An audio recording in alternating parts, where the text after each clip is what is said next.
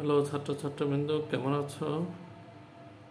আমি মিঠু স্যার উচ্চ মাধ্যমিক নিউটনীয় বলবিদ্যা নিয়ে তোমাদের সামনে উপস্থিত। নিউটনীয় বলবিদ্যার আজকে প্রথম যে টপিকস নিয়ে আমরা আলোচনা করব সেটা হলো জড়তা। জড়তা মিনস বলতে আমরা বলে থাকি ইংরেজি যাকে বলা হয় ইনার্শিয়া। জড়তা বলতে আমরা কোনো বস্তু স্থির থাকবে, তার মানে এই স্থির থাকার আকাঙ্ক্ষা থাকতে হবে। কি থাকতে হবে? আকাঙ্ক্ষা বা প্রবণতা। তো প্রবণতা আকাঙ্ক্ষার মধ্যে পার্থক্য আছে। প্রবণতা বলতে আমরা সেটাকে বলি যে প্রবণতা বলতে আমরা ওই জিনিসটাকে বুঝি যে জিনিসটা সাধারণত তার ইচ্ছার উপরে নির্ভরশীলতা নির্ভর করে। আর আকাঙ্ক্ষা বলতে আমি পরিবর্তিত হব কোনো একটা বল সাপেক্ষে।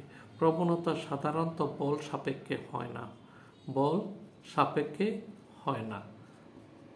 বুঝাতে পেরেছি? প্রবণতা হয় ইচ্ছা সাপেক্ষে।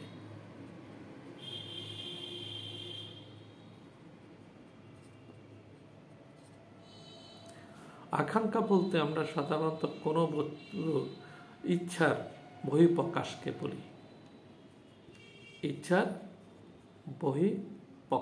বলি। আকাঙ্ক্ষা।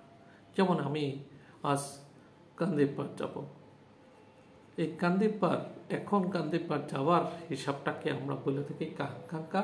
এবং প্রবণতা হচ্ছে যেখানে আমার বল প্রয়োগ হবে না, কিন্তু আমি ইচ্ছার মনে এক ধরনের ইচ্ছা জাগ্রত হবে, আমি ওইখান থেকে ওইখানে যাওয়ার মতো। সুতরাং আমরা সহজে বলতে পারি কোনো বস্তুর উপর বাহ্যিক বল প্রয়োগ না করে যতক্ষণ না করব ততক্ষণ বস্তু যে অবস্থায় থাকবে বা যে অবস্থায় থাকার প্রবণতা প্রকাশ করবে তাকে আমরা জড়তা বলি। তো জড়তার বিষয়কে যে গুরুত্বপূর্ণ জিনিস হচ্ছে বস্তুর বরই হচ্ছে, সাধারণত বস্তুর বরই হচ্ছে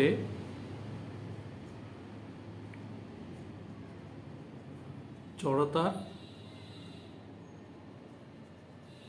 পরিমাপক।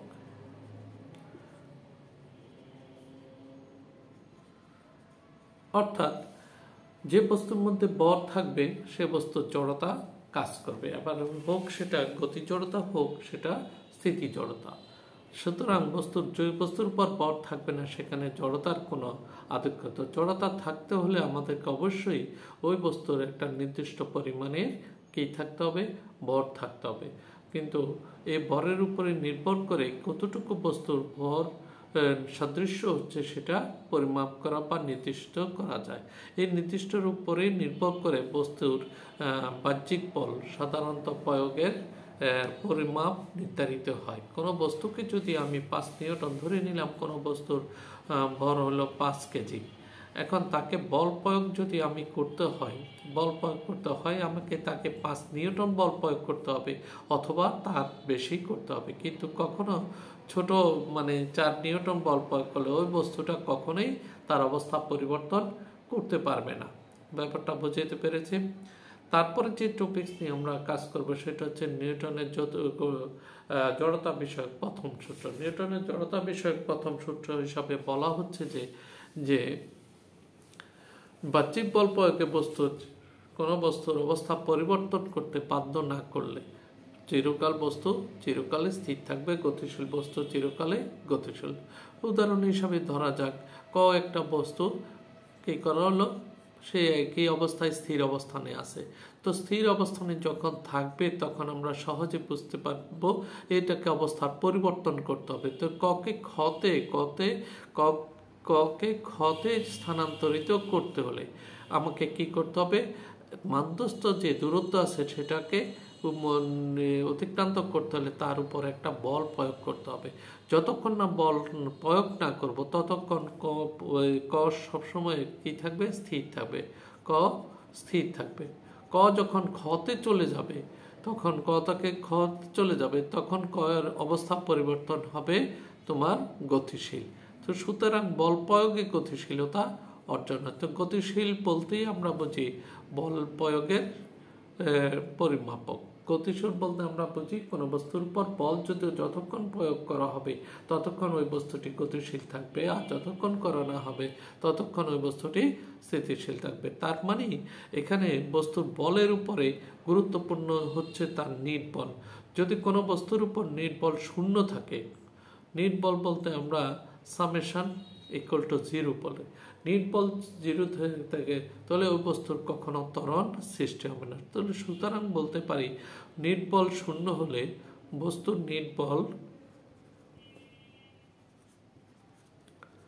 বল শূন্য হলে ওই বস্তুর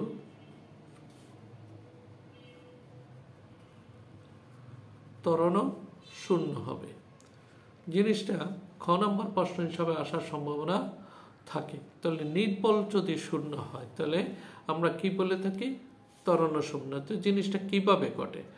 আমরা জানি F সমান mA, নিউটনের দ্বিতীয় সূত্র। পর হচ্ছে তোমার ধ্রুব সূত্র, কনস্ট্যান্ট ফিগার। তাহলে A ইকুয়াল টু 0। তো আমরা লিখতে পারি m ধ্রুব বা কনস্ট্যান্ট।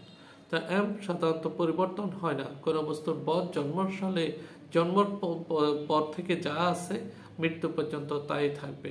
সুতরাং বাকি সব তার গতি পরিবর্তন হবে, এবং অ্যাক্সেলারেশন যদি ত্বরণ থাকে ত্বরণও পরিবর্তন হবে। তাহলে সঙ্গত কারণে আমরা বলতে পারি কোনো বস্তু বল যদি শূন্য হয় বস্তুর ত্বরণও শূন্য হবে। বুঝতে পেরেছ? আজ এই পর্যন্ত। ভালো থাকো, ভালোভাবে পড়াশোনা করো ও